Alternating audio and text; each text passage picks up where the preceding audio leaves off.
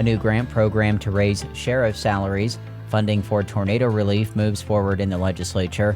And Oklahoma City is among the fastest growing cities in the U.S. We'll have details on the KGOU AM NewsBrief for Friday, May 17th. I'm Nick Daniels.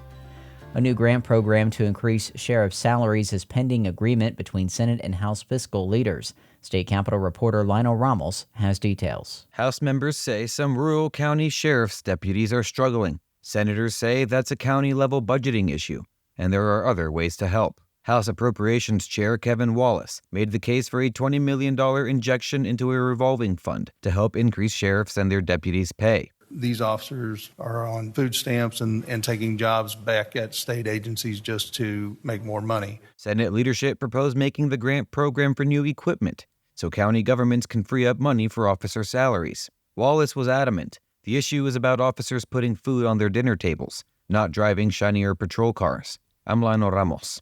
State senators yesterday unanimously approved two House bills to send $45 million in aid to areas hit by recent tornadoes. The funds will support cleanup and infrastructure repair efforts in towns like Sulphur and Barnsdall. $30 million will go into a new revolving fund, while $15 million will go toward an existing emergency fund. The governor is expected to sign the bills. The U.S. Census Bureau has a new breakdown on where populations are growing and shrinking in the country.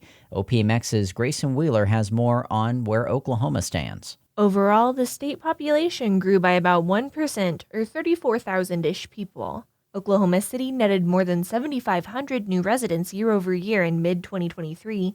That includes newborn babies and people who moved here. They pushed the city's population over the 700,000-person threshold and made OKC the 14th fastest-growing city in the country last year. Tulsa only grew by about 150 people, but its suburbs are booming. Bixby's population grew by 3%, Owasso's by nearly 5%. Of Oklahoma's 15 largest cities, only Lawton's population declined. It lost about 600 residents. I'm Grayson Wheeler. Nearly $2 million Oklahoma lawmakers intended to be used for private school tuition is instead going to pay down parents' debts and delinquent taxes. OPMX's Robbie Korth has more on why and how the issue will be fixed. The $2 million is part of a massive initiative to pay for private school tuition for thousands of Oklahoma students with taxpayer funds. Oklahoma Voice reports that more than 1,200 people who applied for a tax credit in the form of a voucher instead used that money to settle unpaid taxes or debts to the state. Governor Kevin Stitt signed a new law earlier this month, clarifying that the credits are non-taxable income moving forward and can't be used to reduce outstanding debt. Oklahoma's Tax Commission continues to review applications and disperse funds. More than 20,000 people have received vouchers from the program so far. I'm Robbie Korth. Turning over to sports, the softball teams for the Oklahoma Sooners and Oklahoma State Cowgirls start their quest for the Women's College World Series today. OPMX's Ryan LaCroix has this report. Fresh off their 9th Big 12 tournament title, the Oklahoma Sooners are now in the hunt for their 4th consecutive national championship. That road starts Friday evening at 7 against the Cleveland State Vikings at Loves Field in Norman.